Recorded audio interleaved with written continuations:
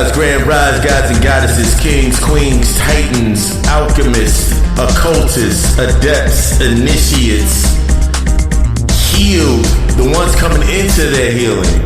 Remember, today is the only day that matters. You are the only one that matters. Because through that crosshair, you start to see the reflections and learn how to heal. Welcome to the God Hour Podcast. I'm your host, the Master in Ceremonies, Papa Lucy. And this is season 3, episode 33, that's them threes. Rejection. One of the biggest aspects when we come into being rejected, that fear mindset of being afraid to be told no, being afraid to say no. We're going to be getting into that this week by getting into this session. First session is going to be titled The Way I Am. That's going to lead us into the second session, which is going to be the unhealed slave or the worker, being a slave to your emotions. And then we're going to smooth it on out with the end of it to become that healed owner. But before we get into that, you know, we got to get into the God thoughts that sparked this week's episode. We're going to get into that weekly reading with Papa. Papa going to give you that weekly reading so you can have some clarity going out throughout the week. And then we're going to get into this session. Welcome to the God Hour Podcast. Remember, if it resonates, let it move you. Let it make you the greatest. Let it make you better. We ain't into feeling good, we into getting better. Let's get into this.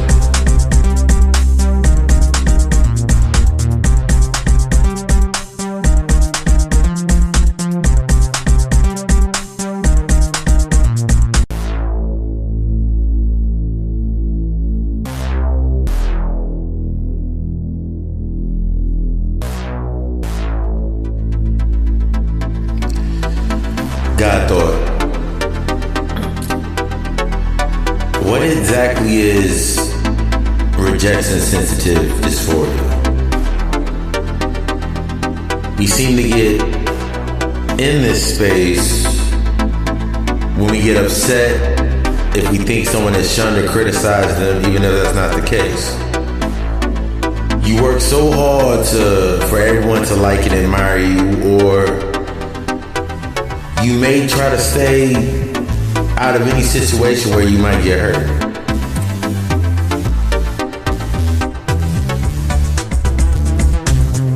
But the key to understanding this, with any healing, with any conflict of healing, is understanding the beginnings.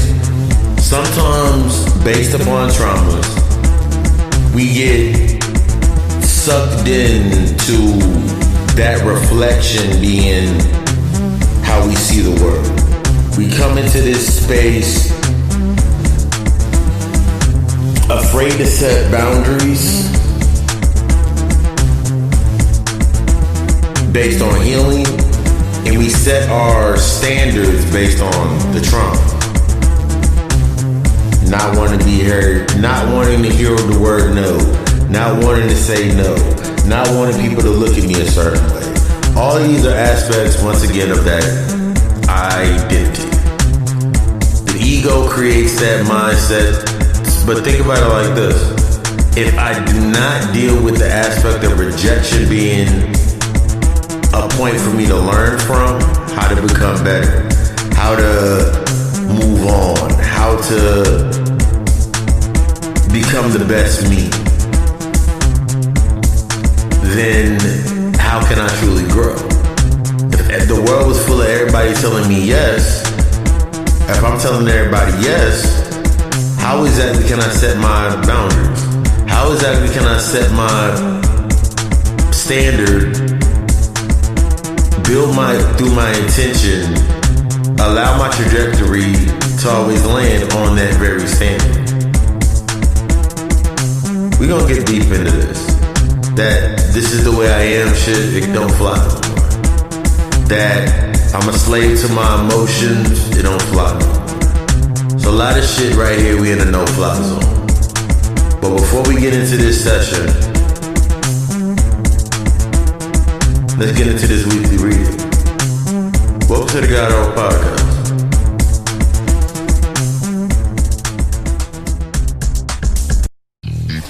As we get our cards shuffled up for this week's weekly reading, one more time. First card we gonna pull out. Let's see what the first card is. Ooh, the Chariot. I love the Chariot card. The Chariot card stands for that control, willpower, the success, the determination, or understanding your self-discipline, seeing those oppositions so you can gain a sense from the lack of direction that you had as a believer. Second card we pulling. Ooh, Page of Swords. Page of Swords represents the aspect of new ideas. So that lack of direction is keeping you from your new ideas. It represents that curiosity, that thirst for that knowledge, the new ways to communicate and learn from those haphazard actions and the hasty steps that you made back in the past. Next card that we pull out is the King of Wands. The King of Wands represents that newborn elite, natural born leader. That vision, that entrepreneurship, that ownership of our emotions. That honor to live and understand from our impulsive, ruthless, high expectations that were based upon the traumas. The Five of Pentacles represents the financial loss. And you know, we talk about financial loss here is not only financial loss like as in money, but we're talking about that energy loss within that financial loss. Remember, your energy is the price that you pay. You use your energy to pay for everything. So if you've been feeling a loss of energy, it reflects in the financial aspect. That lackluster mindset, it's time for that isolation. Don't worry about the recovery. It's going to come with that isolation. This also represents that card of spiritual poverty. The fifth card we're going to pull for the final card before we get into the aspects of the reading is the Seven of Pentacles. The Seven of Pentacles represents long-term vision, sustainable results, perseverance, and investment. Once again, before we even get into the reading, I'm going to state this. If it resonates with you, embrace the message. Become what is desired to be the best version and get in alignment. We first have the Chariot card. So I'm seeing a lot of that vibe of having the willpower to take true control. It may have been an easy ride to survive in the spaces that you were in, but at this point you may start feeling that opposition in the comfort of your life now is restricting your view of that new direction. This is seen in the Page of Pentacles card. There's a new ideal curiosity. While the ego is telling you to stay where you are, no, now, let's not move in haste, your heart is pumping for a new route. It's pumping for that new aspect of attack. The only way to acquire what you truly desire is to change the way your actions are not matching how you communicate with the universe. This is pulled out, and I can see this based on the King of Wands. It's time to expand that vision and take the lead into what you want overall. This doesn't mean making those impulsive. This doesn't mean make another impulsive decision. This means allowing yourself to take that thirst, that growth, that new knowledge, and the groom where you are to set the tone of where you want to go. Remember, your intention is powered by what has your attention. That is the vehicle. This is going to take you out of that aspect of, as I'm seeing within the Five of Pentacles, it's time for that isolation to recover. It's time for you to maybe not go out this week. It's time for you to stop putting everything out there in the public and allowing them to set the tone of how you're growing. It's time to stop running away from the challenge, to embrace that discomfort. It's really time to embrace that discomfort. It's really time to start setting those boundaries for the healing. That feeling of rejection or being rejected is a reflection of the complacency in going forward. You became complacent in getting everything that you got from where you're at. It's time to stop accepting the sight and start seeing the vision. You seem to have not been wanting to face it directly and wanting to cling to that, taking the easy way out. As seen by the Seven of Pentacles, to get results, you're going to have to sustain, save, and face and rip the fucking rose-colored glasses off. Allow it to set in. You want that new hue, you have to put that old vision in the rear view. It made you feel safe from not really learning. It made you feel okay from not stepping into the space of, oh my God, if somebody tells me no one more time, I mean, look at me. If I can't tell them no because it's my family, time to start setting the fucking boundaries. You may have been good at existing within that space, within that algorithm, but in that new spot that you want to try to get to, it's going to take you being in the driver's seat. Not in the passenger seat, not in the back seat, not allowing the roller coaster, the chains, the clink, clink, clinks in the roller coaster to allow you to move, to control your movements. A lot of times we get scared of that. A lot of times we get scared of that. We get scared of looking at those new moves. We get scared of looking at those new ideas. We get scared to take the power into our own hands. We get disheartened with the aspects of what was once rejected about us and accepting those things to learn. And those are the things that are always going to leave you in a state of not really creating what you truly want. And that's what you truly want, right? You want to grow. You want to become better than you were before. If this message, once again, resonates with you, take the message and allow it to take you to the next level. This has been your weekly reading here on the God Hour. You feel like you got a voice, feel like you got something to say? Feel like you have something that can move the masses or get everybody tuned in and you want a bigger audience? Whether it can be anything from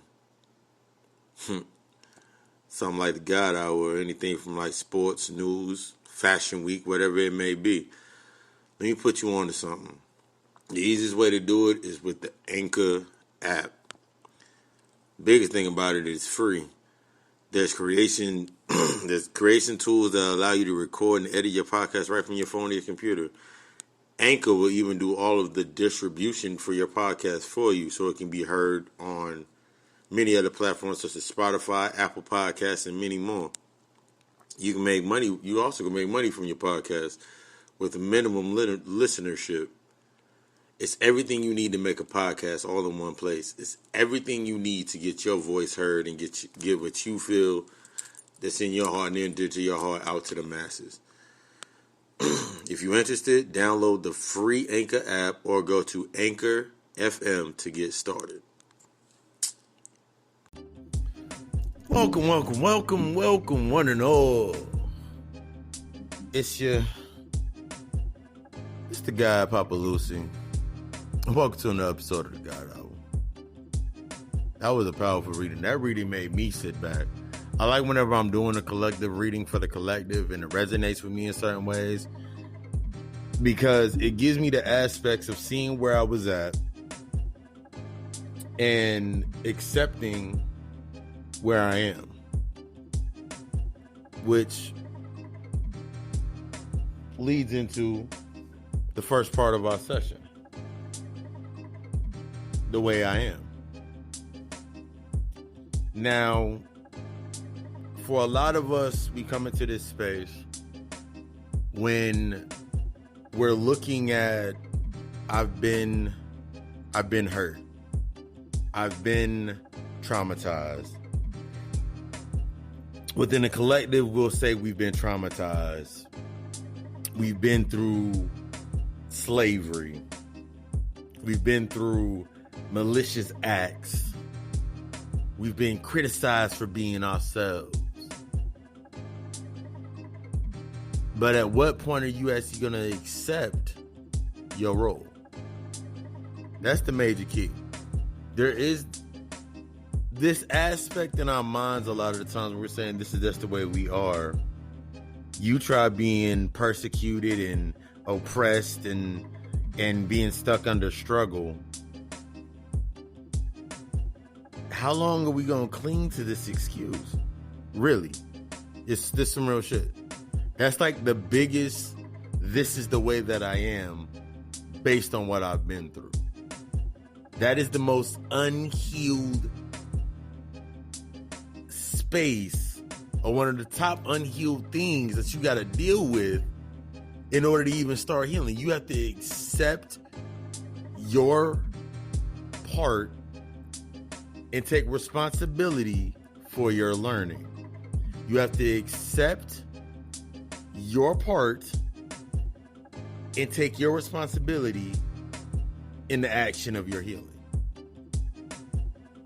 It's not cute. It's not something that people are gonna be looking at you anymore for, be like, yeah, you've been through that. I see that. Because now you just have this pity party based on entitlement. You feel like you're entitled to some good things because you've been through the bad things. What did you learn from the bad things? What did you learn from the negative aspects? Because that negative shit that happened, it turns up being good for you whenever you get something from it. That negative thing, it seems to serve you a lot of purpose whenever you're getting something from it. But then when the positive part come up about, hey, you've been through it, you made it through it, you're strong, that don't serve you a purpose. Most individuals enjoy being broken. They enjoy the attention they get from being broken. They enjoy the attention they get from doing, if any work, more so none at all, in getting that pity clap. Getting that aspect of, girl, you ain't gotta worry about it. It isn't you, it's these men. Bruh, man, you ain't gotta worry about it. You know how these hoes are. It's excuses. I've never accepted those excuses. I was always that one friend, always that one associate, always that one homeboy, always that one person in the damn circle that would be like, nigga, no, it is your fault. Nah, sis, it is your fault. And everybody would look at me like I lost my damn mind. How you gonna tell her that? We supposed to be making her feel good. Nah, I want to make her feel better. Yes, even back then, whenever I was going through my own fucking traumas, I wanted to make people feel better. And this is what happens when you in that this is the way I am spill. You attract the ones that are still in that this is the way I am spill. Remember, whatever you're not working on, or whatever, whenever you're raising up, your level of consciousness brings you a certain level of light, a certain level of understanding, a certain level of information. And it's filtered through that very trauma. So if I'm reading narratives that are based upon staying within the default struggle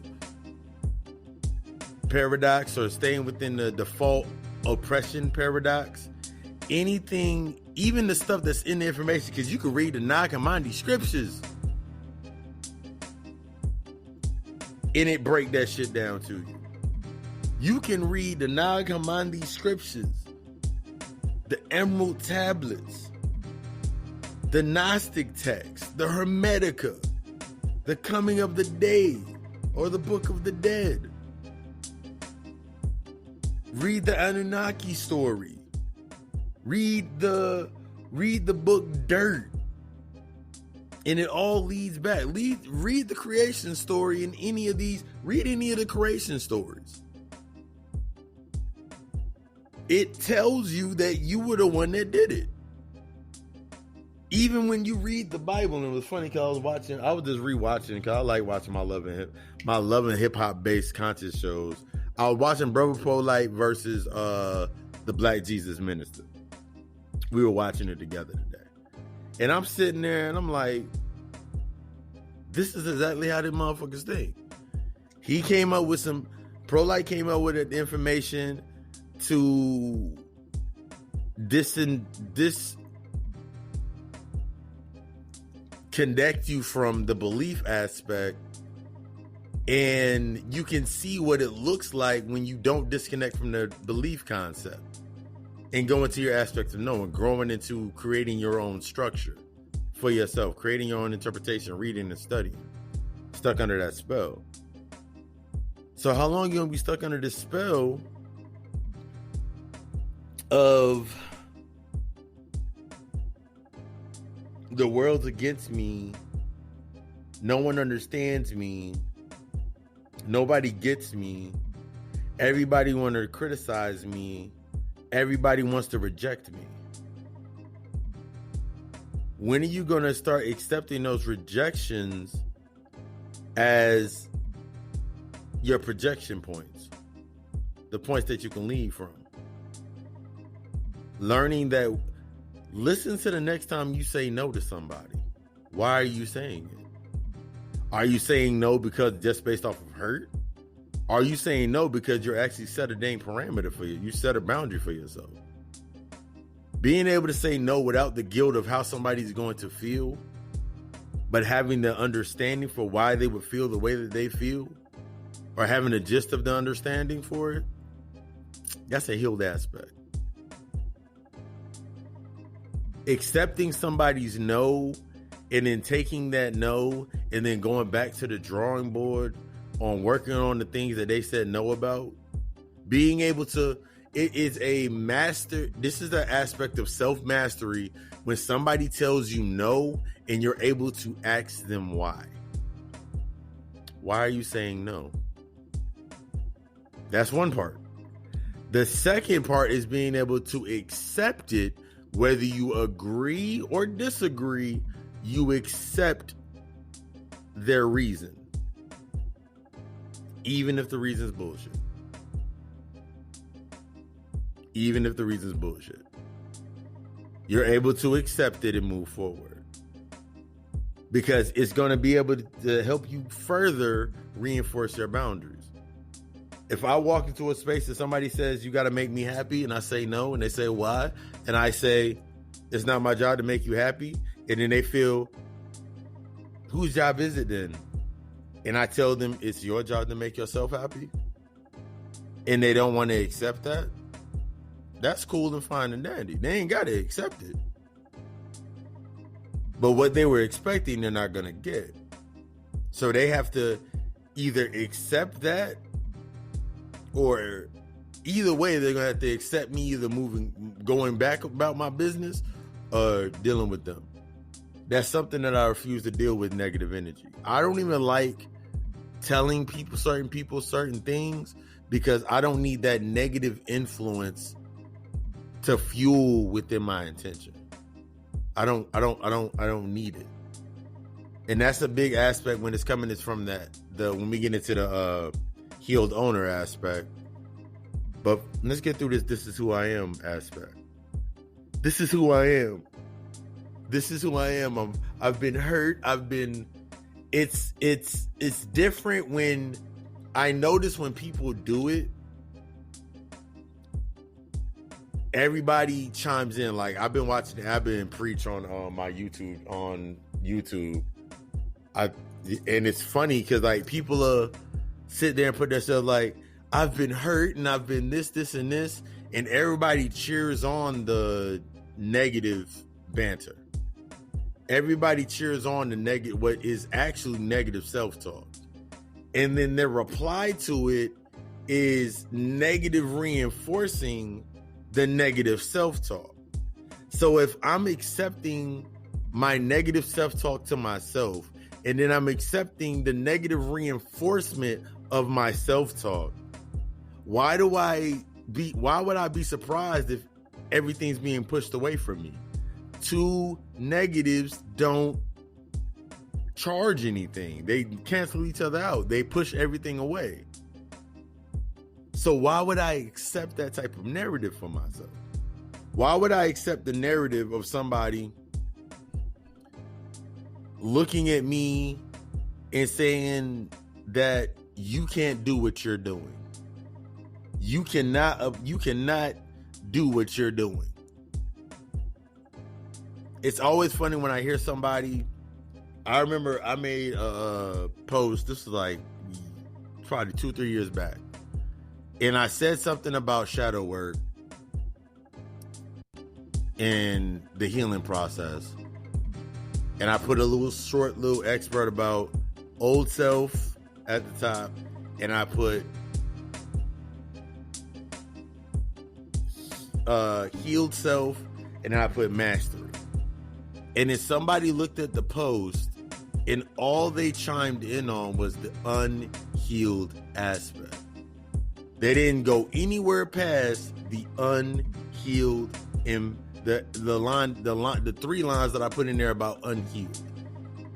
And they went into the comments and they were like, sounds like somebody's unhealed. Sounds like somebody's trying to put their problems on other people. Sounds like this, that, and the third. So as I'm looking at this, this is one of my ego deaths. I've had many ego deaths. And you still gonna have ego deaths, even when you get to a certain level, when you get to those higher levels.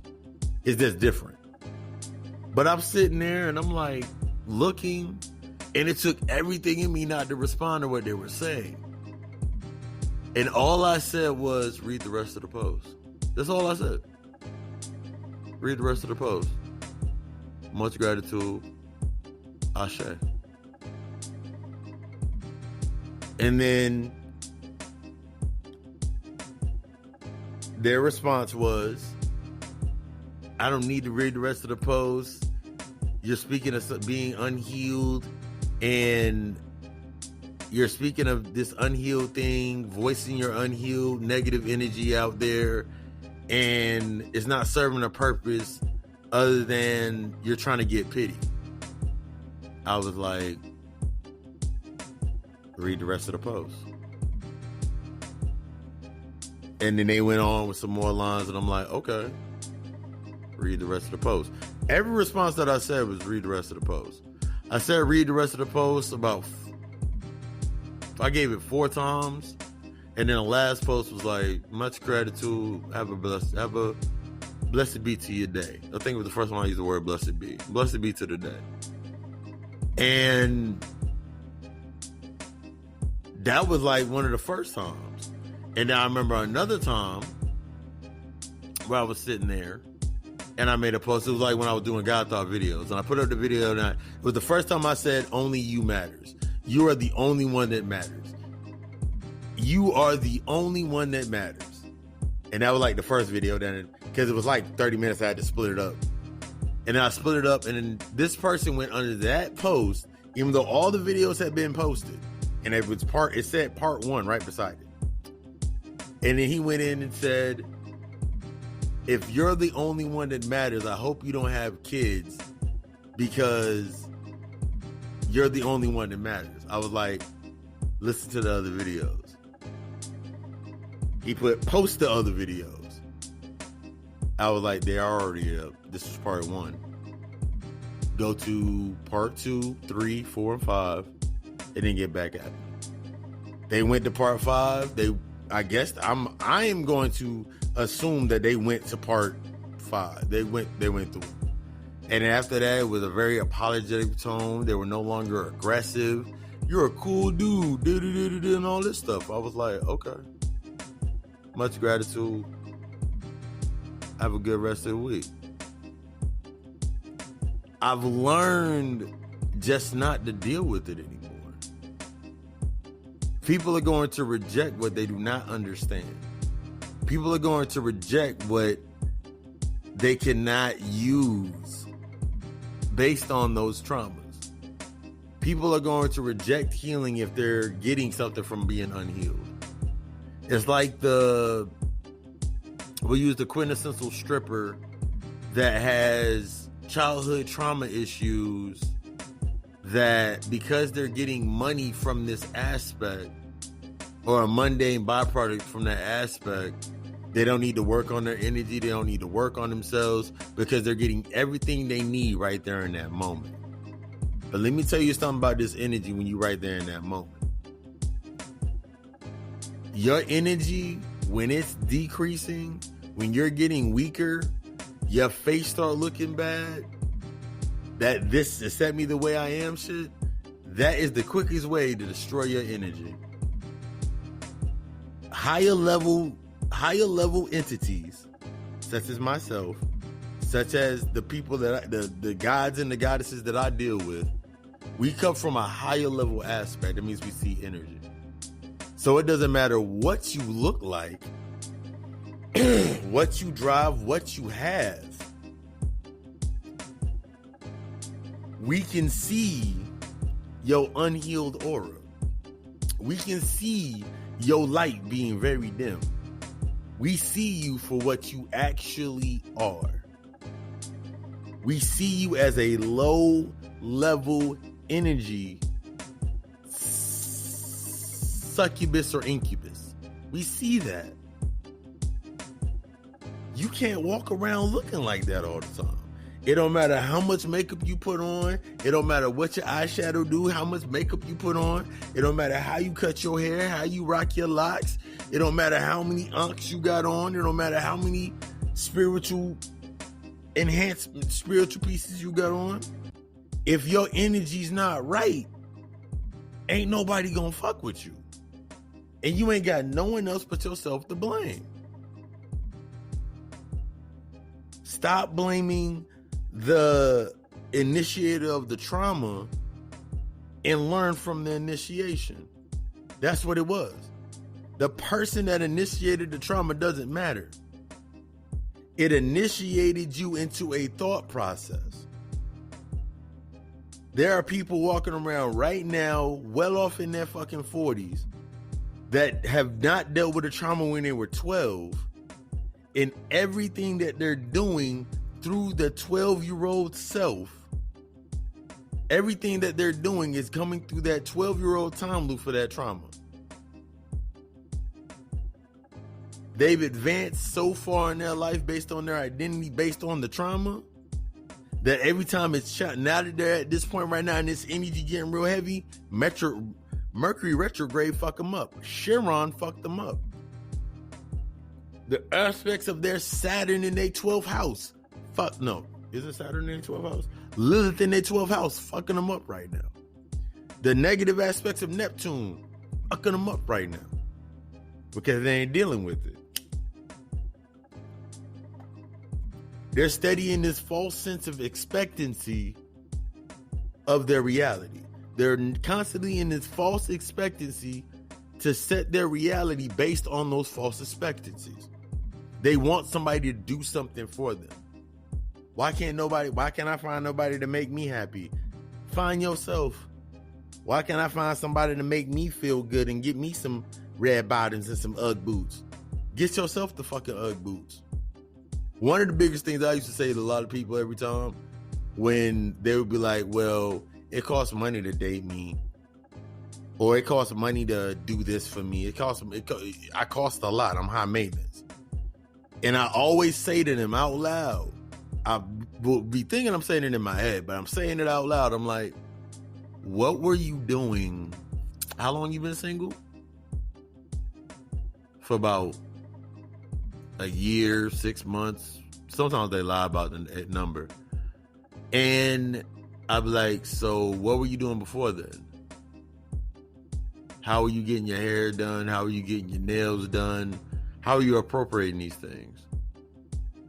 Oh, I always got someone to pay for my hair and nails. So what you're saying is, from one angle, that if I'm not providing it, somebody else will. What you're saying to yourself is, if I'm not going to provide it to myself, somebody's going to do it for me. Somebody's going to worship me based on the physical. And that's fine and dandy. But don't expect no long-term anything from that. Don't expect anything real to happen.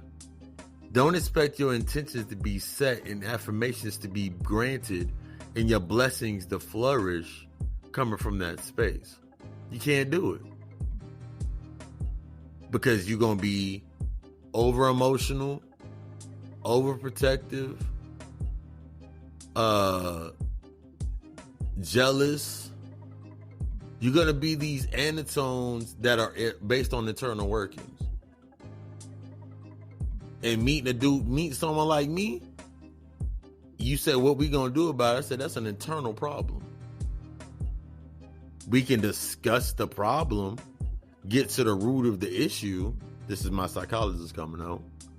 We can get to the root of the issue, but it's going to take you to be willing to open up to that space. Because I'm balanced. I'm sorry. I am balanced. I am happy. I'm in great shape. Spiritually, I'm in great shape mentally. I'm about to be even more better shape physically, which is going to transpond to me being in better shape mentally to better shape spiritually. Everything that I everything that I'm connected to is in the aspects of making me go to the next level. So why would I accept? Why would anybody want to accept this is the way that I am? Why would you want to accept pity offerings? Because that's what y'all getting. There's queens out here right now. There's kings out here right now that are accepting offerings to their altars, even since they've deified themselves. They're accepting offerings to their altar ego. They're accepting the offerings to their alter ego, to their altar or their ego. They're accepting being, yeah, you look real fresh, yeah, because they have nothing else to offer. That's just like the dude that always wants to send dick pics and the chick that always sends her ass first and then gets mad when people don't see her for anything else. You are attracting low vibrational energy. Even if you do it from the highest aspect, and this is real shit, even if you do it from like the higher aspect, if you're doing low vibrational things with the intent to get low vibrational kinetic energy, which would be in this case money, and you're not doing it in a stasis of I'm healed and I'm embracing myself, what do you think you're gonna get? The low vibrational niggas. And then since you're saying accept me for the way that I am, you can't accept you can't accept that people only can see you by your level of light. People only can receive you based on that level of light. And since you want to be so standoffish, not realizing that you set the tone by accepting you for who you were, you got to accept them for who they are to get what you are getting. You have to accept them for who they are. If you expect them to accept you for who you are in order to get what you're getting. And that's one of the hardest fucking things for a lot of people when it comes to rejection.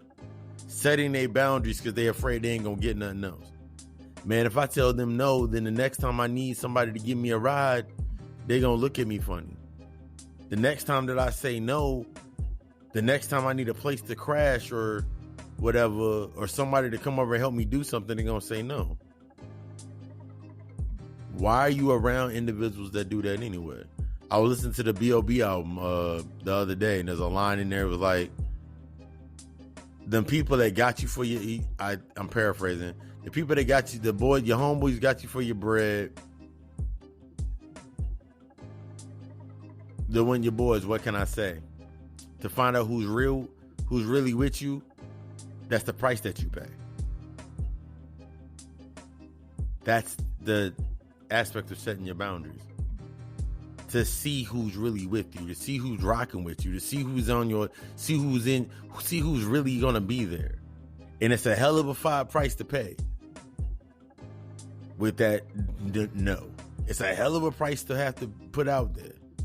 But at the end of the day, if you put that price out there and it is paid and it is accepted, you would now have your new answer. What you gonna do next? You said that's why when somebody says, I pray to God that God take everything out of my life, or some people will say, I'm asking the universe to remove anything that does not serve me out of my life.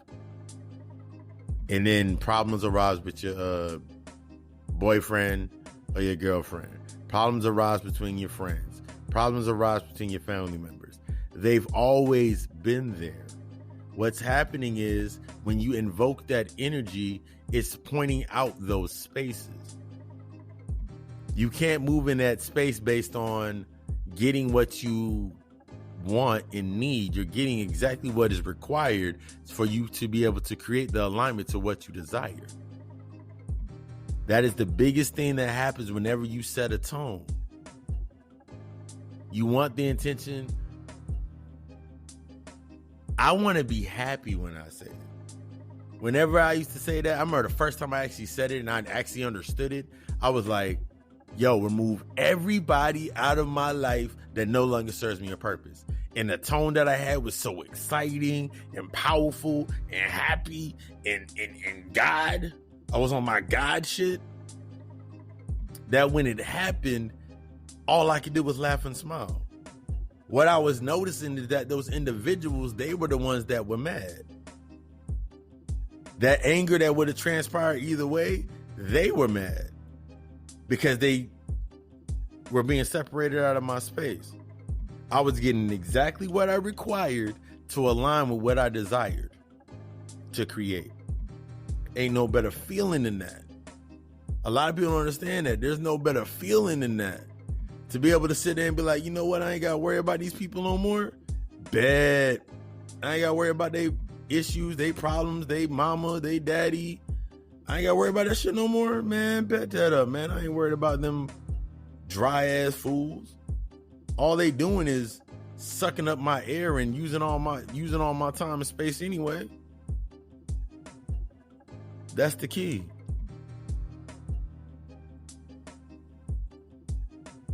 That's a major breakthrough for people. And some people don't want to accept that major breakthrough for themselves.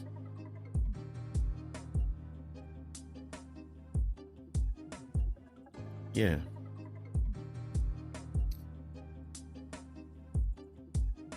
People just don't want to accept it. And it's a sad aspect to live that way, really.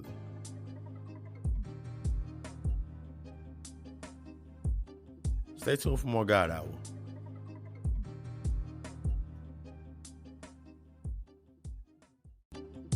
And that leads us into the aspects of the unhealed slave. The unhealed slave or the unhealed worker. The one that continuously knocking the microphone around and shit. The one that is constantly being not in check of their emotions. That is what I call the unhealed worker. When you are in this aspect of being stuck within your emotions and not wanting to deal with yourself and not wanting to work for yourself, work on yourself, you become a slave to your emotions. So think about this reflection. This is for some, not all. when it comes to the aspect of becoming an owner, a business owner, LLC. I'm gonna speak from the level of the LLC and the business within this mantra, within this segment, but I'm gonna break it down based on the LLC and being the ownership of your emotion. But this is for the one that is cool with being, they have found it okay to work within that narrative. Some people need that 9 to 5. Some people love the 9 to 5 life. It gives them exactly what they need. They get what they want. But even in that aspect, you should learn how to manage yourself and rise to the highest level of the occasion. So I call it the unhealed worker the unhealed slave complex. When we move in that mindset of the world's against me and no one wants to accept me for who I am and I'm not setting boundaries, you start to notice that in your everyday life, that everything seems to be working against you.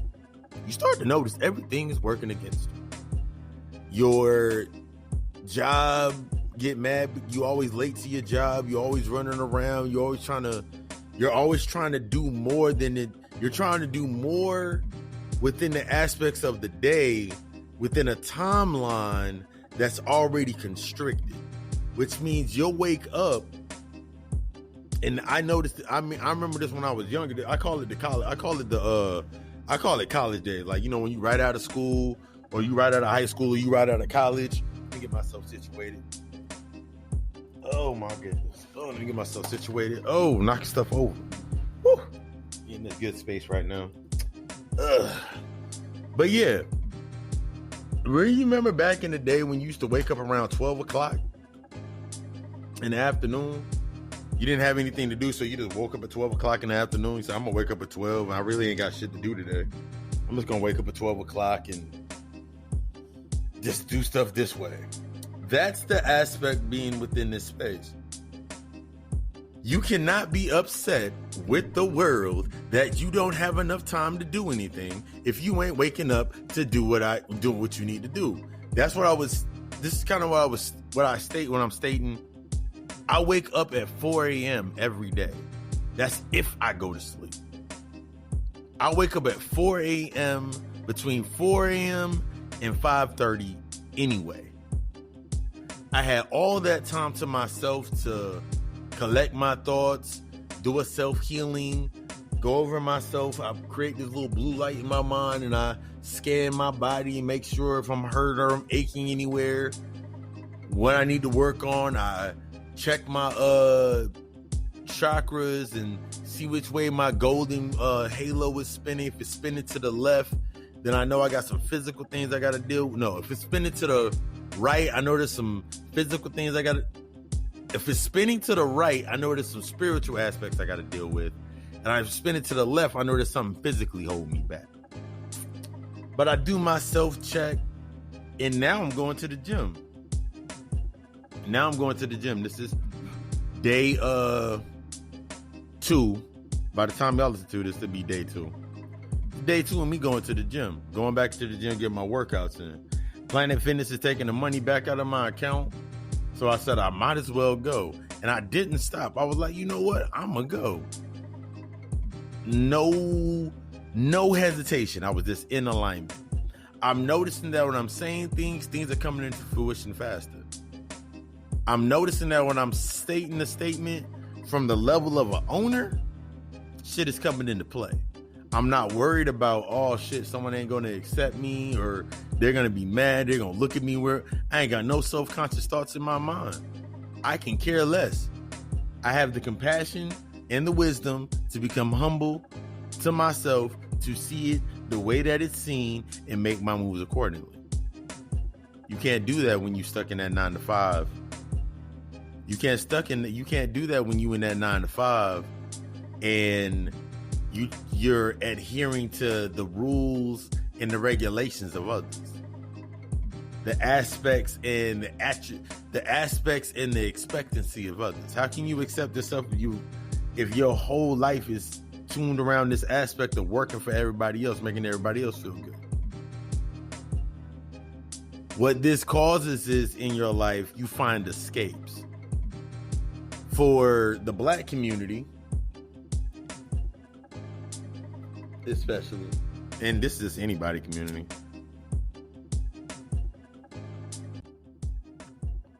you try to find your win. You try to find yourself a golden ticket. Some literally, some metaphorically. You try to find your golden ticket. You try to find your way out.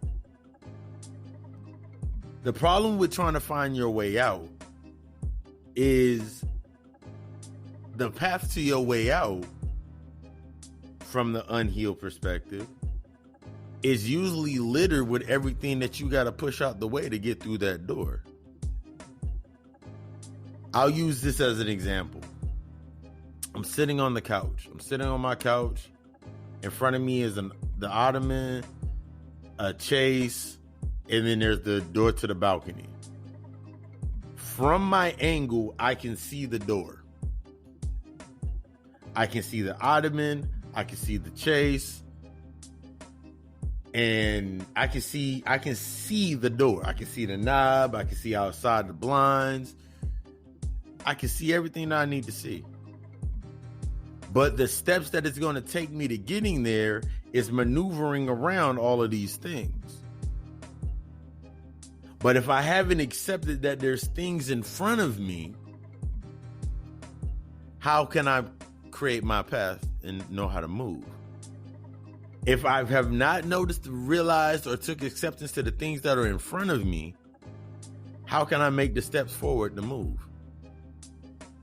That's where a lot of people are at. You want 4 a.m. results on a 12 p.m. schedule. You want you want them 4 a.m. results on a 12 p.m. schedule. You want that Miss America, God body, hard body,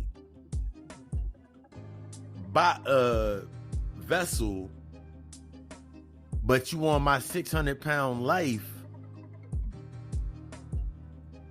vibrations and frequencies. You want the Beyonce and Jay story, but you can't work out past the traumas, let alone, since you can't work out through your own traumas and issues, you can't even see the traumas and issues that led to the infidelities that are happening within your life. You create infidelities in your own damn life by the way that you accept yourself. You ain't doing no healing and no work, and you expecting results. It doesn't work that way. This is that owner mentality. You need to move into that owner mentality. But before you become into the owner mentality, you must subject yourself to the attributes of the ideal highest points in understanding the unhealed mentality, the trauma mentality, the traumas that you've been through, the things that you keep doing. Have y'all even know that you can go work out every single day, but if you stressed out at the house, you ain't gonna lose no weight?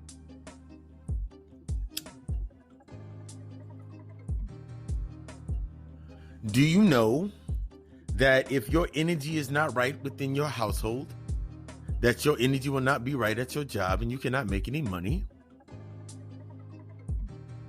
Direct reflection. Your unhealed aspects, the traumas that you bonded to, are giving you the environment that you're in. You feel constricted. You feel tired. You feel like you ain't getting nothing done.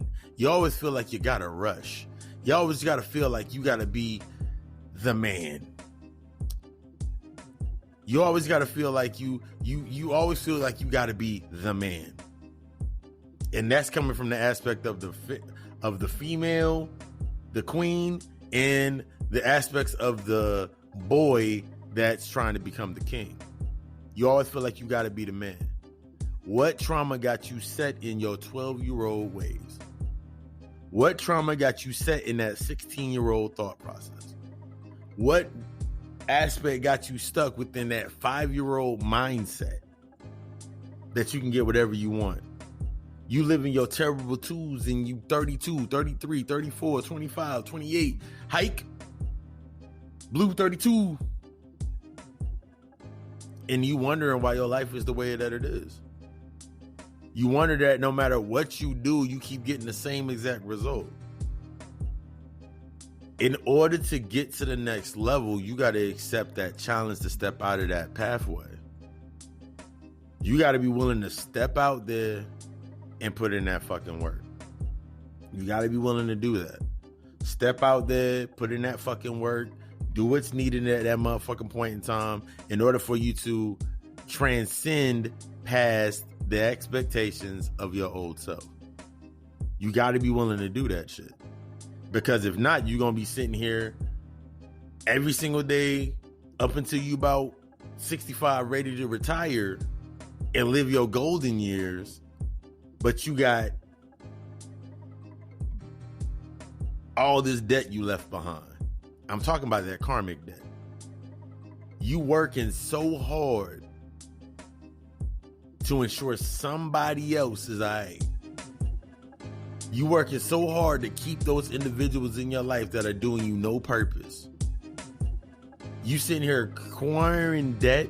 You sitting here acquiring your karmic debt, raising your karmic debt, overdrawing your emotional account, and then you sitting here wondering why your life is the way that it is. Because you are approaching it from an unhealed aspect. I thought about it when I was going into business, when I started branding myself and building everything that I was doing. I noticed that as I was doing the things that I was doing to get to this point, podcast episodes, lectures, Gotta Call Alchemist, my LLC, my company, in branding and all the aspects, I noticed that until I had to literally become a whole entirely different individual, entity, to embrace this energy. I remember sitting there, even when I was doing personal training and minor consulting, like 3-4 years ago. I remember sitting there and so many things would come up, but I wasn't willing to face it head on. I always had a reason. People were trying to criticize me. People trying to knock me down. People trying to fuck me up, trying to hold me back. But in reality, it was just myself holding myself back. Because I was not able to see those rejections, those no's. One of my mentors taught me about the no. He said, when you go into a situation, they should not be able to tell you no.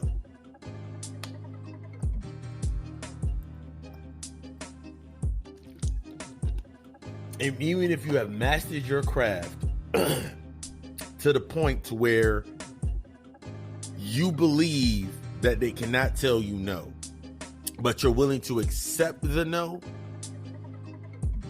you can ask them why they said no. And you can accept their reason for saying no. Because behind that reason of them saying no, you're able to then create your next play. You know what I mean? Do you know how profound that was to me when I finally was able to use that information in its full capacity? That set the tone for everything that I do now. Nobody can tell me no. And if they tell me no, even after I perfected and mastered my craft, I can ask them why they said no and accept their answer. And even if their answer is straight bullshit, I can accept their answer and make my moves the way I got to do next.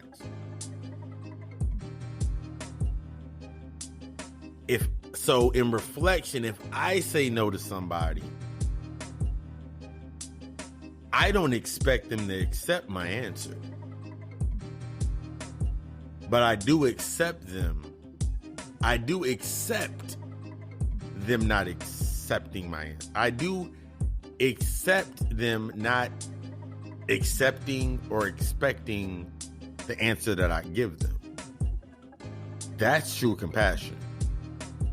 When it don't move, you like, someone can tell me no, and I'll be like, all right. 9 times out of 10, I'm not going to ask why. And most people, when they're in that unhealed worker mindset, they're waiting for you to ask why. So they have a reason to give you more of they have more of a reason to stay connected to your energy. Because they're workers. All they understand is work. All they understand is hustle. All they understand is grind. Their default is struggle. So they're going to struggle. They're always going to go back to struggling. So you can give them a pinpoint you can give them a PowerPoint presentation and equivalent to an answer that lacks out every single point that they now can invest their energy into. And because their mindset is still stuck in that worker mentality, they can't understand that boss-minded life. They can't understand that boss mentality. Some people are not, you can't give motherfuckers the world, let alone the city, when they only used to a couple city blocks. You can't be pouring out the ace of spade to motherfuckers that are used to Pinnacle and Burnett's. You can't give them the good stuff. They're not ready for it. Setting that tone, allowing that, when you start accepting that rejection particle from a worker, and you accept that, oh, you are a worker, you're not ready for this level, you'll start seeing how certain people act in certain circles. I remember, like, when my circle was small as it was, there were certain things that I was going to that they weren't ready for. I remember going to so many different meetings back in the day. And this is when I was like in that life, when I was like, as my mentor Nick said, Mr. Leach, as he said, he was like, you rolling with the bosses right now. And I remember one time we were sitting there, we were in a cigar bar, and he was like, do you ever wonder why you're always the one that I have come with me? Whether you're driving or you're riding with me, you ever wonder why you're the first person that I say, you're off the clock, we going over here? And I was like, I never really thought about it. He was like, because you're not like the rest. And at that point in time, I took it as some racist shit. Somebody like, I took it as like, wait, am I the house nigga? And like, before I could even like finish formulating that thought in my mind, he was like, no, Charlie, it ain't nothing like that. That's what they act like. And he showed me it was me as an up and coming manager, and then we had 2 other managers that were the shucking and jiving. They were literally shucking and jiving to get into their position. They were shucking and jiving, always trying to laughing at his jokes, all this laughing. He was like, if I'm not funny, I don't expect anybody to laugh. And I've looked at you and you won't even laugh if it's not funny. That's why you're in this position that you're in. And that was another profound moment. And I took, it's moments like that you get. It's similar to like when my pops told me things that I wasn't ready for. And even my father told me things that I wasn't ready for. That when I finally got them, the only reason I could get to them was because I did an aspect of healing to get to that point, so it made sense. One of the things my pops always told me, there's a hole right there in the ground. You can't walk over it. You can't walk over it, and you can't walk around it. But there's a hole right there. How do you get over it? And I remember that took so long for me to gather on. I don't even really think he had an answer, but it didn't matter because I learned the answer. I was like, there's a hole. I remember one time I was sitting there and someone looked at me and I took that information. I was like, there's a hole in front of you. You can't walk around it and you can't walk over it. What do you do? And then he looked at me. My brother looked at me. He was like, what do you do? I said, you throw them dead bodies in there. He was like, what dead bodies? The older versions of yourself. I got probably 9 to 6 bodies in the hole right there. It's still not full to the top yet. I got like 4 more bodies I got to drop in there right now at this moment. And then I can walk over that hole. That hole will be filled. But then right in front of me, there's going to be another hole. He was like, damn, bro, that's deep. And I was like, damn, that is deep. Because I finally got it. When you're in this space and you're not healing yourself, all you're doing is standing in front of a hole. You cry, rain, it get rainy, the hole filled with water. You still can't walk over it, now it's filled with water. The sun come out and it's hot and you mad as hell. So then the water dries out the hole. You still can't walk over the hole because now the hole's empty. It's not until you accept what has to be thrown into that hole and risk. Either you're going to do one or two things.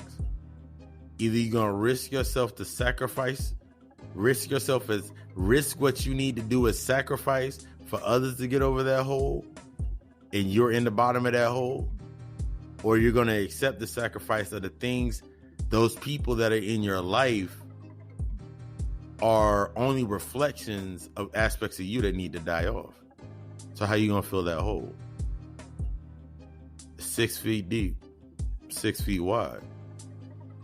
How you going to fill that hole? That means you need at least 6 bodies to go in there before you get to the next hole that's in front of you. There's always going to be an open grave waiting for you to fall into it.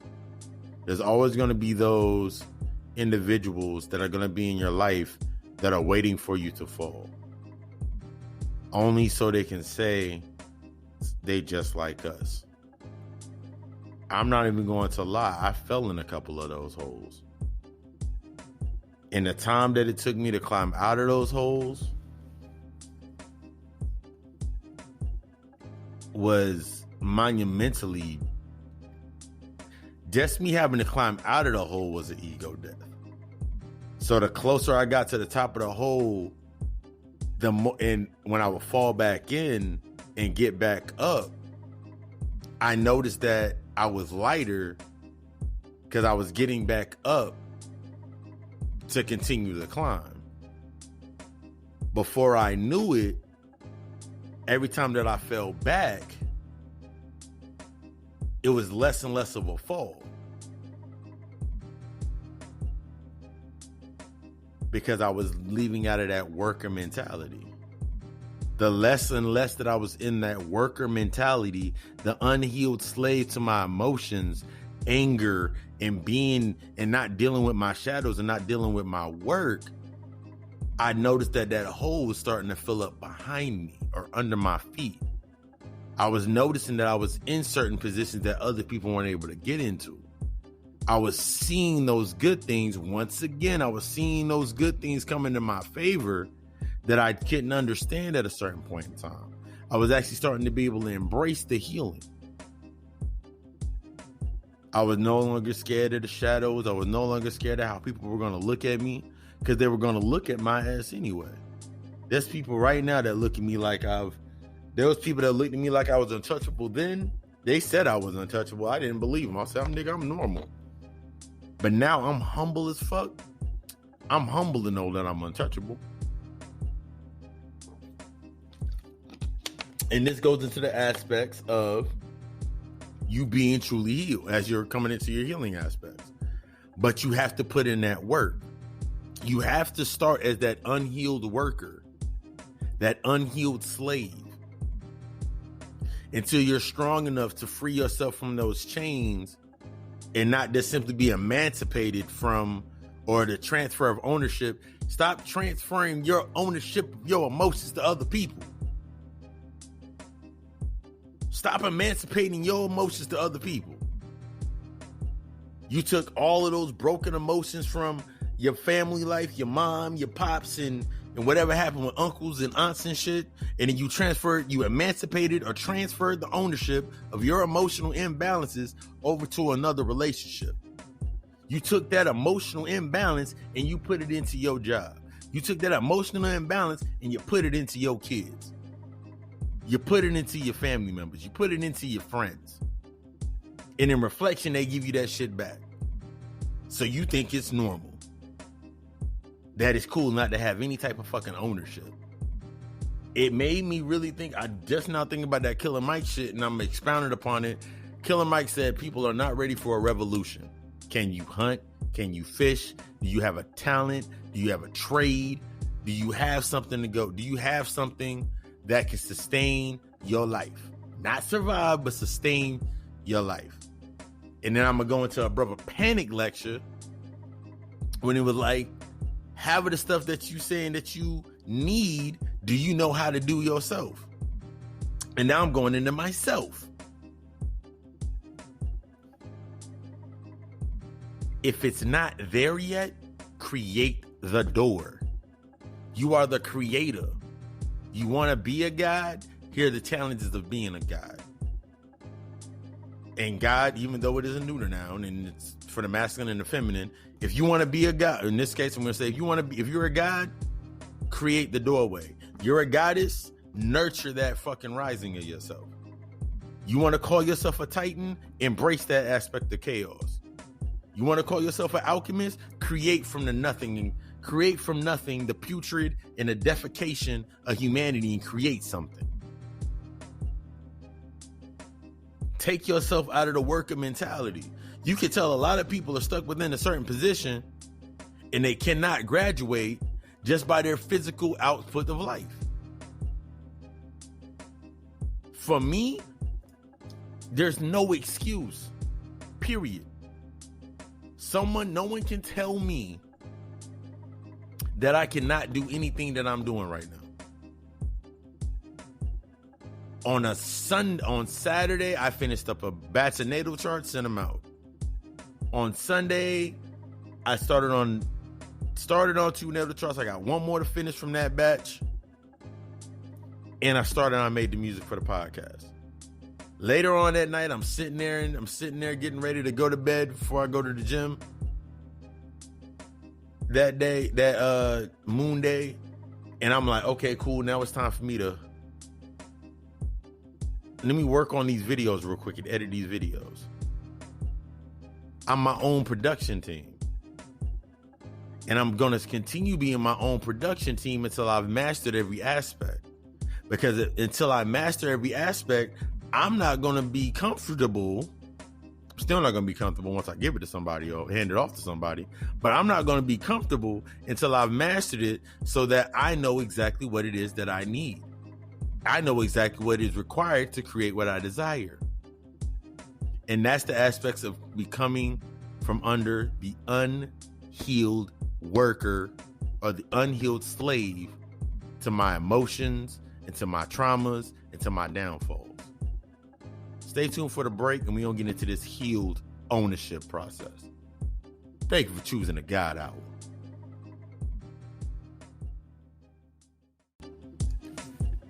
And we back. We back. Had to end on that powerful note. Because now we stepping into the last segment of this session. The healed worker. The LLC. The felonies, in quotes, traumas, may stop you from getting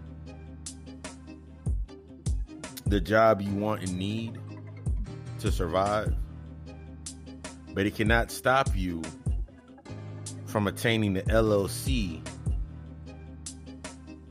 that will give you all of the lead you to all of the requirements to what you want to create, or rather,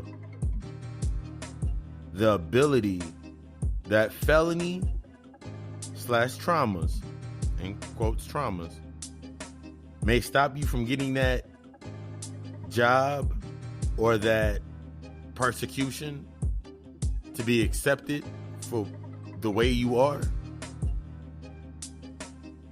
It may allow you to continue emancipating your emotions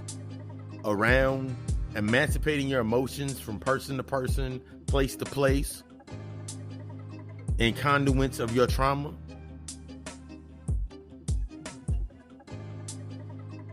It may do that. And if you're happy with that, be happy with that. Own every part of that. Embrace it. But if you truly trying to come to this skybox, you're trying to get them courtside seats to the chaos, you got to come into this level of this heel ownership, baby. It's the ownership club. That LLC you need is going to give you everything you need to create. That LLC is going to give you everything you need to create.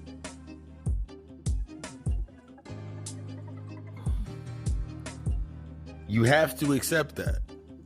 This aspect of being, I can't express what healing is for everybody else, but I can expound upon the healing of myself and what it's done for me. It's given me this different outlook on life to where I don't stress or worry. And to an unhealed individual or a person that doesn't want to accept, even go to the aspect of accepting yet, somebody that's truly healed, truly in love with themselves, truly rising in themselves, creating for themselves, putting themselves into that awesome position, and every time being within that alignment, it's going to come off as conceited. It's going to come off as cocky. It's going to come off as arrogant. But there's a difference between confidence, that humble confidence, and that cockiness and that arrogance. See, cockiness and arrogance always needs an external state of being. It always needs an external state or an external conduit to say that it's great, to say that it's supreme. Listen to this. To say that it's supreme. It needs something outside of it, and it needs something outside of it that's only reflecting its interior to show inferiority. I think about that quote whenever I look at whenever they talk about the boss and he's sitting there saying he pull up in a Lamborghini and one of his employees say, "That's a nice car." And then he says, "Yeah. And if you work really, really hard and put that grind down, I'll be able to afford 2 next year." That's what you do when you're in that unhealed aspect. You're constantly building for others. You're constantly trying to make others happy. You're constantly trying to make others comfortable. You're constantly shifting the ownership or the emancipation of your emotions out of their way, or you're accepting their accepting their emancipation of their emotions, or the transfer of ownership of their emotions so they can move as they need to move. You don't want them to stress out. You don't want them to be sad. You don't want them to be mad. You don't want them to be uncomfortable. You want them to be in the best position possible for them to continue doing what they're doing. But what if what they're doing is not what they need to be doing? What if you're simply enabling them and hindering them from seeing the wall that they need to hit? You standing in front of the wall with the little cone, the little arrow, the little flashy cone flashlights that they got at the airport directing their traffic so they don't hit the wall. Meanwhile, you right there on the wall, then wrecked and everything. You ain't got no time to get you ain't even got time to get your black box off the damn runway. You ain't even got time to get your own black box off the runway. Let alone rather worry about theirs. That impenetrable box that only they can access. Talking about that shadow work. You have to allow it to happen. So as I talk about being in this owner-like mindset, the more that I notice that I own my emotions, I own them. That means I took full responsibility for what my emotions conveyed and what they created. I took full responsibility for what my negative thoughts and my negative self-talk was getting me. I took full accountability for all of these aspects of myself. And I still take accountability for what they cause. I still take accountability for the negatives that I do cause. But the negatives that I do cause serve me a purpose because they're always from a reflective point. I may not feel like getting up in the morning. It may seem negative to some people, but for me, I needed time to recharge. So my negative of not getting up in the morning, not waking up early on a Friday, it gave me more rest.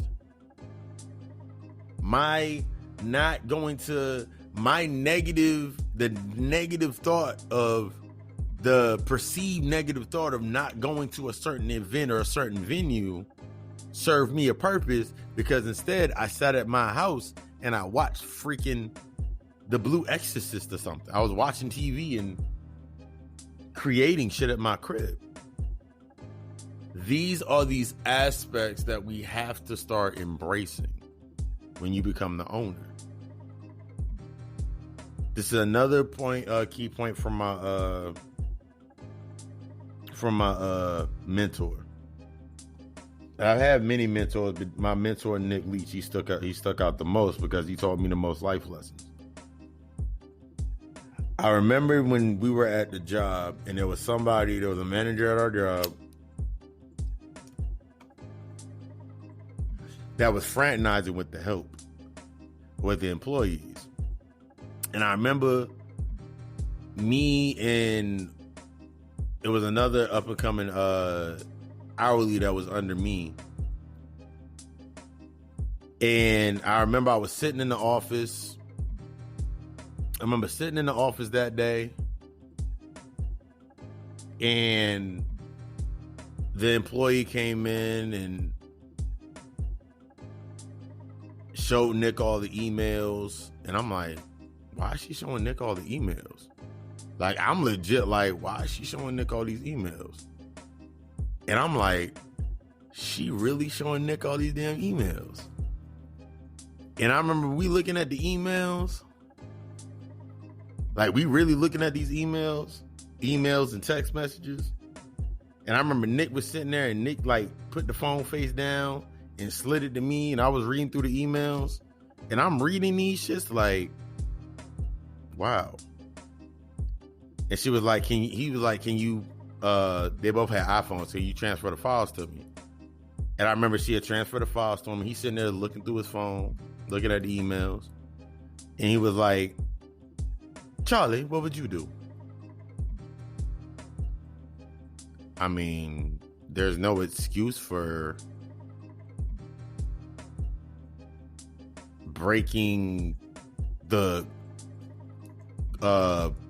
attributes of the handbook. Like, you're supposed to uphold the rules of the handbook, and like, one, you're fraternizing, so that's ethically wrong business wise. Two, you're fraternizing and you're engaged and you're fraternizing with a married woman, so now your morals are to question. And 3, you weren't smart about it. So your intellectual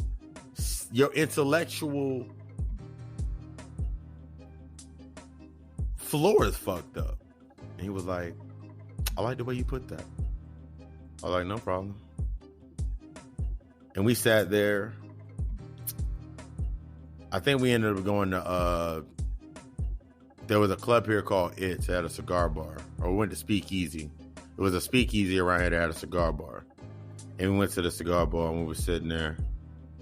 And I remember we were walking out the door because we were about to leave. This one I had my truck.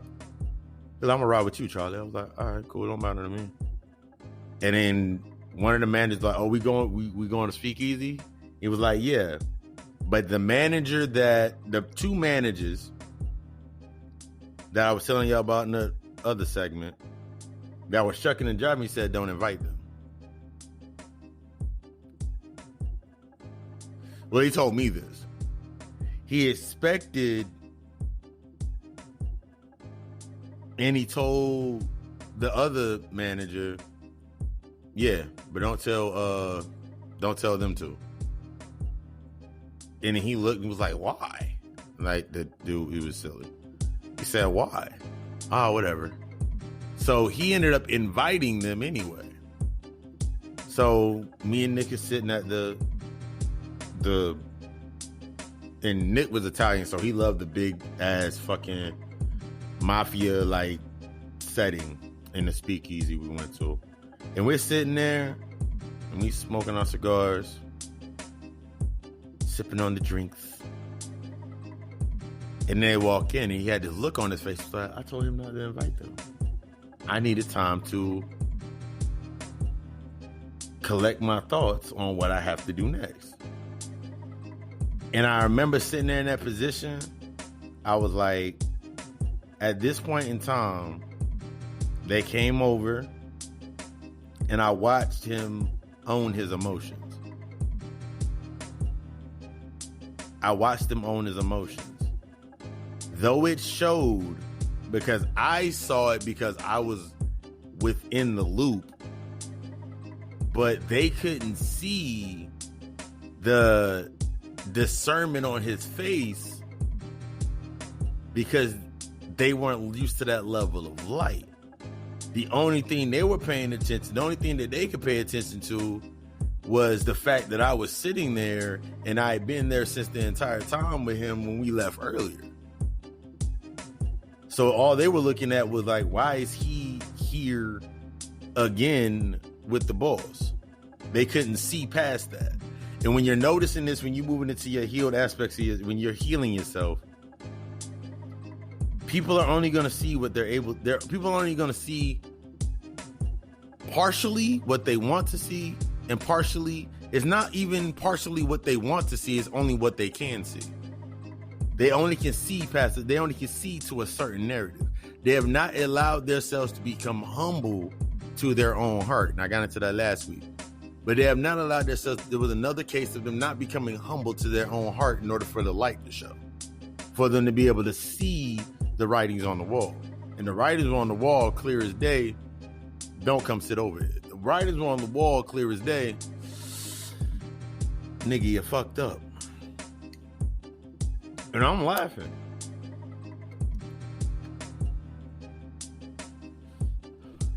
I'm laughing. I'm owning my emotions. I'm laughing it off. I'm like, I'm not showing anything, but I'm playing the role of the fool. And I remember that day, it was like a couple days later, he ended up suspending him. He suspended him. He suspended both of them because both of them, he suspended him. And he came into, he suspended both of them because they both did some other stuff that was within those text messages. And the other half of the text message I didn't get a chance to read. And I remember Nick told me to come in early. Came in early. He told me I'd do the truck order and do inventory with him. Came in and did inventory. We were doing the truck order. He was still thinking. I was like, you still thinking about it? He said, yeah, I'm still thinking about it. And then he was like, you're going to be leading the manager meeting. I was like, okay. So I remember we were sitting there at the table. The manager meeting started. Everybody had walked in. He called the adulterer. I'm going to call him the adulterer. Called him over to the table. And then he never came back. He never came back through the door he came into. He came and went out through the front door. And I remember he called the other one over, talked to him, walked back over to the table. And then when Nick finally walked back to the table, Nick had 2 sets of keys in his hands. And he threw the keys on the table. And he said, Charlie, pick a set. Matter of fact, nah, here's your set. Those are going into the safe. I don't want that energy on you. Because even at that point in time, this is when I started getting very big on energy. And I was like, damn, it really fucking happened. I'm really looking at it like, yo, this shit really fucking happened. Like, he really set the fucking tone. And that was a moment when I was like realizing my first steps into becoming the entity that I needed to become to accept that position in full. We parted ways. The restaurant ended up shutting down and changed face. Like, they gave it a facelift. I was put into some stock advice that you don't even have to come back. All you do is invest into shares and buy the shares into the stock and then cash out. And I cashed out. Nah, I wasn't in the right mindset, because if I was in the right mindset when I did that cash out, I would have kept it in there. Because behind that, two other concepts opened up and they're making money. I still keep making money off the back end or off top. But I wasn't in the right mindset. But I put that in there to say this. To become the true healed owner of your emotions, become the healed aspect, to become that entity, become that body of light that you're trying to become, you first must subject yourselves to the attributes of the ideal space. That means everything based upon the unhealed narrative, you must first subject yourself to in order to learn it. That's the only way that you can heal. You must be face to face with the projections and the rejections of what is no longer serving a purpose to you. You have to be inside of a position to be like, you know what? I cannot do this anymore. I can't be this person. I can't be in this space. I can't be in that mindset anymore. And then you notice when you come into this healed position, for a lot of people, when they start actually healing, they're still trying to apply that healed energy to broken spaces. They're still trying to apply that healed energy to those broken spaces. That means when it comes time to face family members and old friends, which are now associates, family, they have to realize that the family that they once supported them are now simply related to them based upon those traumas. The friends that they used to bond with, they're only associates based upon those traumas. They're only associates. They're still within the worker category. Until you accept and you acknowledge those odds within yourself and do that work, you can't even fully embrace being the owner. Because when you are the owner of your emotions and they're imbalanced, when you are the owner of your energy and it is imbalanced, it ain't overused, it ain't underused, it's imbalanced. That's the only time then when you're able to actually coach the workers. I'm in a position where I coach the workers. I remember I always used to make the joke. I always used to make the joke. This was like way before. I was like, I'm trying to go from player to coach to owner. I'm trying to go from player to coach to owner. And one good thing, he told me a lot of good things. My last boss, before he got exposed from the company I was at, he was like, in order for you to be in the position, he actually reinforced what my previous mentor from further back, Nick, told me. He was like, in order to be in this position, in order to become the manager, you have to be in that mindset. And it's not simply running a shift. It's not simply getting through. He wasn't talking about running a shift. He was like, it's not simply getting through a shift. It's not just running a shift. It's not just getting what some people are actually doing. They're only getting through the shift. Because I was like, that makes sense, because they're running the shift or getting through the shift is in reflection of them just getting through their life. It was like, yeah. Look at you talking about that elevation talk. I was like, yeah. So basically it boils down to, you can't manage your life until you learn how to manage yourself. This is where the age-old aspects of the ego says, this is those age-old aspects of when the ego says your life is fucked up. But in reality, your subconscious says, or your true self, higher self says, everything's in order.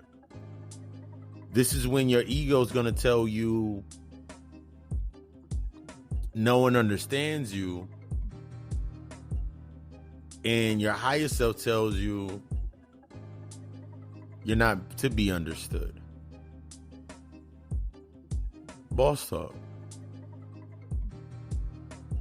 I remember looking at the Dame Dash interview, the first one, when he said he was that was that Shango energy coming out. And I remember he was sitting there in his interview at Breakfast Club and like, you happy being a worker for somebody else, not being a boss? And he was so shooting. It was like, it was still, I could tell now, like when I think about it in moments like now, or like after I watched it, and I was looking at the reflection, and I was like, there was still so much hurt within Dame. He was going through things at that point in time, and he said he was going through things at that point in time. And I remember his second interview on the Breakfast Club. If you've not seen look at his first interview and then look at his second interview. Actually, look at his first interview, then go look at his joint on Candace Class on YouTube when the Dame Dash interview, and then go look at his second Breakfast Club interview. Actually, you can look at his second Breakfast Club interview and the Candace Class interchangeably, but I give you a nice suggestion to look at his Candace Class interview first, because it's going to give you insight in the way his energy was when he went in. He went to the second interview on Breakfast Club. That's a true boss. He learned how to manage his emotions. He learned how to manage his energy. Not saying that that's a good reflection of it. Not saying that it's always going to, and when you're seeing it, man, he's still shooting off at the mouth and da-da-da-da. I'm not saying that it's going to be a perfected aspect, but he's owning what he's always owned. He's perfected it and removed the aspects of being hurt. That's the true aspects of being in your space, ownership. When we think about wanting stuff given to us based upon the trauma, you have to understand that trauma has to be prevalent and continued in order for you to get what you're trying to get. You have to understand that your trauma has to continue being prevalent for you to get what you want to get from it. So that means if you sitting there in that oppressive like mindset, as I say almost every week, That means everything you get, even if you want change and you want equality and the equality that you actually want, the change that you actually want has to come transmuted through that oppression.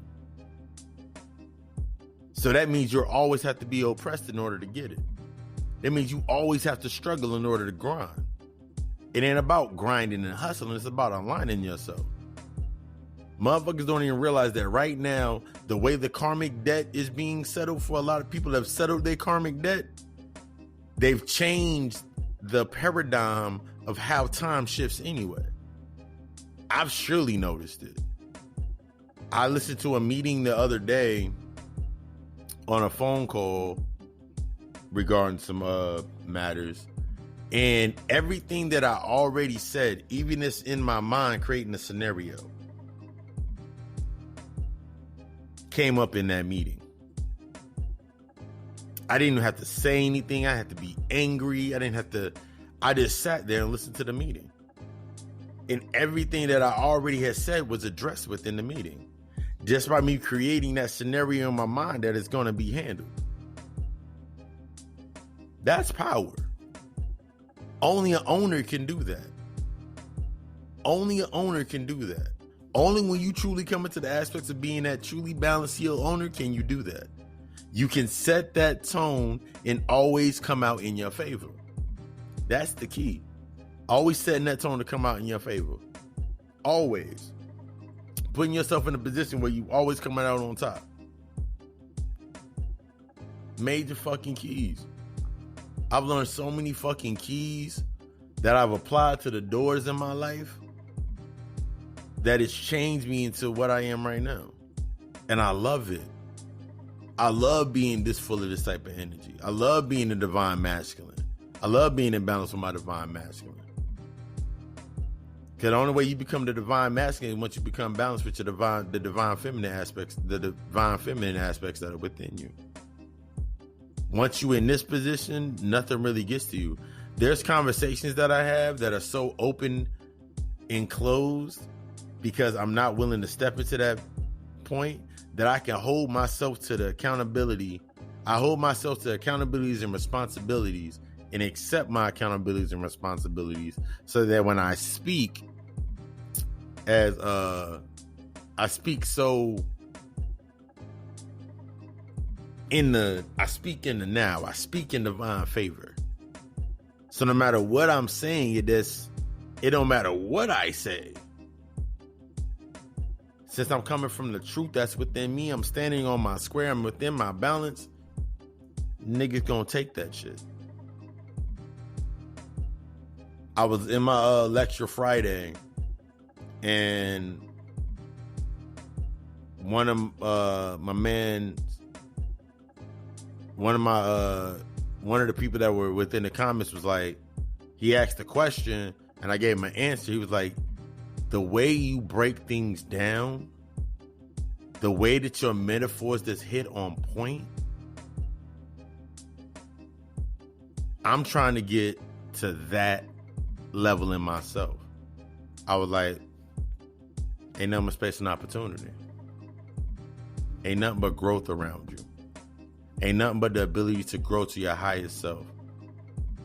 Either you accept the challenge or you falter under the weight. Either you accept this shit, become this heel owner, own your LLC, stop emancipating your emotions for others to take care of, stop the stupid ass tune of accept me for who I am, or you always you're not going to be able to accept the rejection. Thank you for choosing the God Hour podcast. Got one more sponsor, Plug Talk, then we'll get to that closeout. I love you.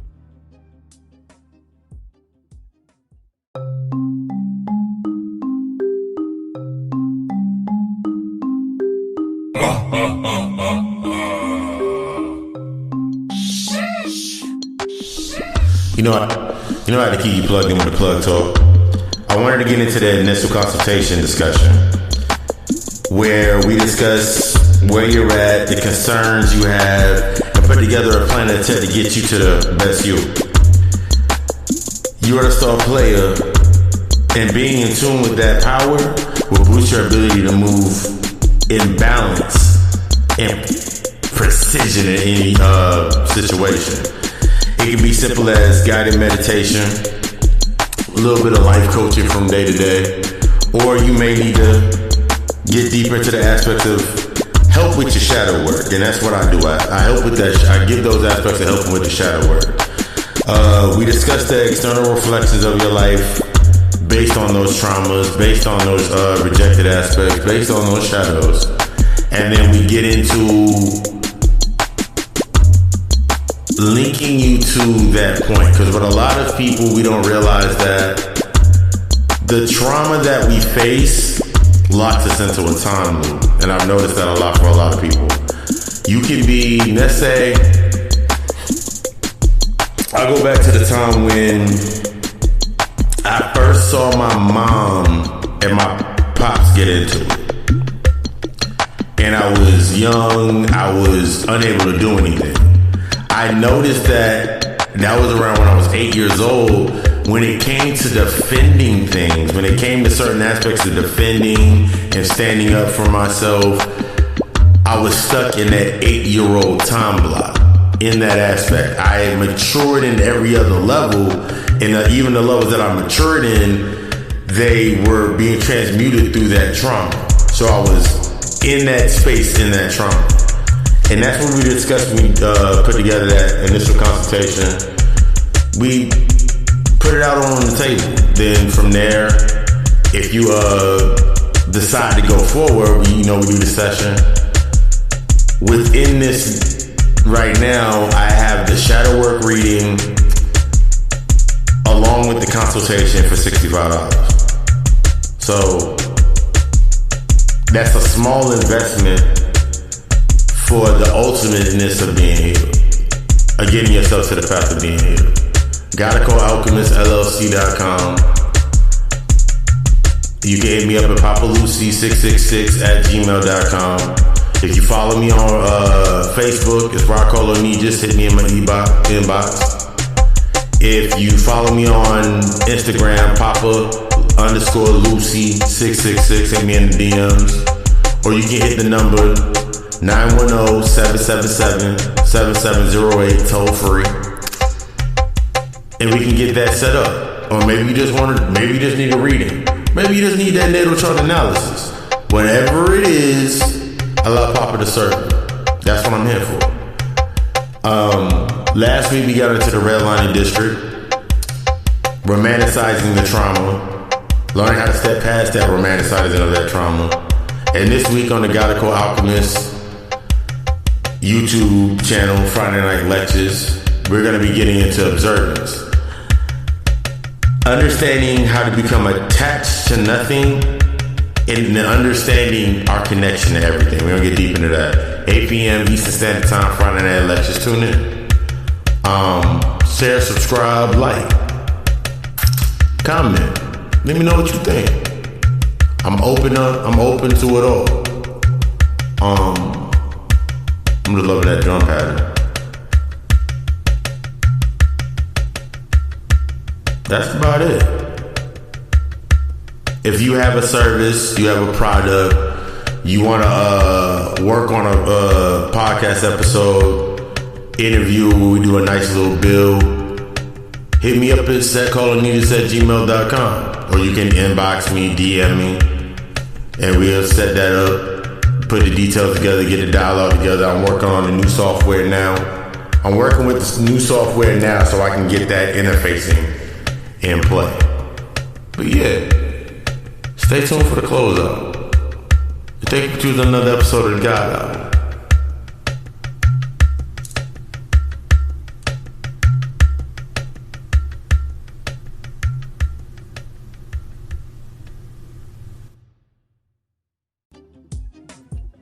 As we get back into this, another end of a, there's no such thing as an ending over here. It's always a beginning. If you listening today, on a Tuesday, tonight, 7 p.m. Eastern Standard Time, We're going to get into the God Hour show. We're going to get deep into these aspects of what is your greatest fear of rejection? We're going to do the Q&A, live readings. The readings are first card free, 3 cards is for $5, and 5 cards is for $15. Get a full spread for $15. That's that Tuesday special. But as I'm looking at this and I'm just listening to myself, I listen to myself speak. I'll listen to my podcast episodes like it's brand new, because I'm speaking it in sections. So to hear the whole body of work afterwards is always like a great thing for me. I'm like, I actually said some things I said some powerful shit. But that's the aspect of you being and you living within your higher self. You living within that higher aspect. You're building a company. You're building a brand. You're building a company. You're putting yourself in a position that nobody else can take you out of. And that's the key. I love the fact that I built myself into a position. I'm building a position that nobody can take me out of my position.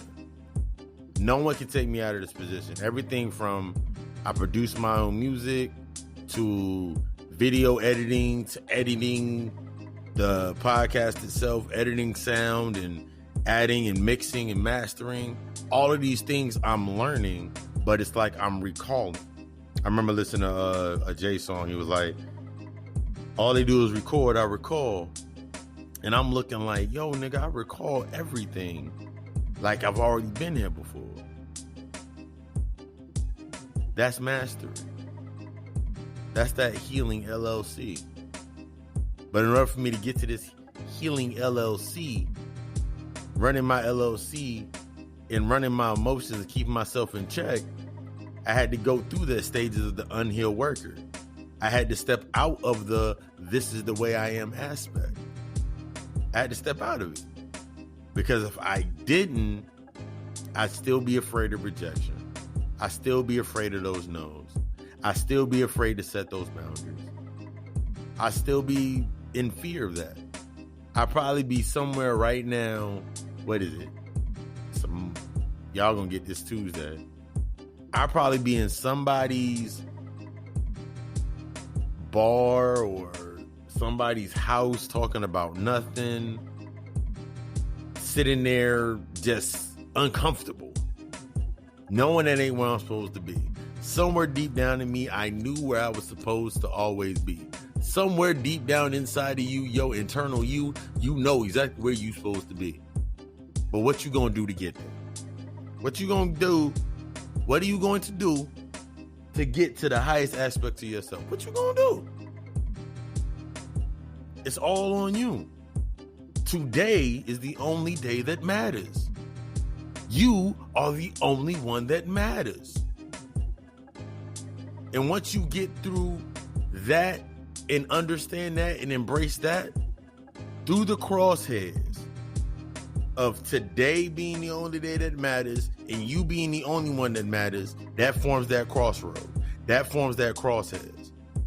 From that crosshair, you are now going to be like, what am I about to do next? I'm going to own this shit. I'm going to create and set my goals to the tone that in order for me to achieve my goals, I got to become somebody entirely different. You got to change.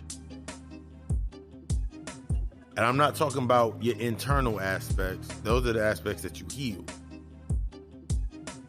And the more that you heal those internal aspects, the outside of you is going to change. It's going to be a whole new phrase, a whole new frame of mind, a whole new light, a whole new bounce. Because why? Because you stopped emancipating your emotional distress. You stopped accepting the emancipation of others' emotional distress. And that's the key.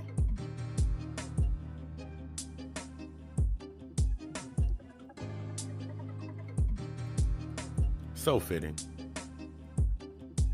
Feel like I need a glass of brandy right now and a cigar.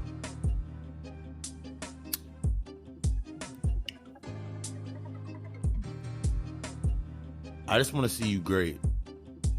I just want to see you expound. I just want to see you expand past the parameters of the safeties of that trauma net. It's been another episode of the God Hour podcast. It's been a humble joy to be your host and master in ceremonies. And I'll see you guys throughout the week. Remember, this Friday we get into observance on the God Alchemist YouTube channel. Be the fucking best. I love you. We love us. Ashe.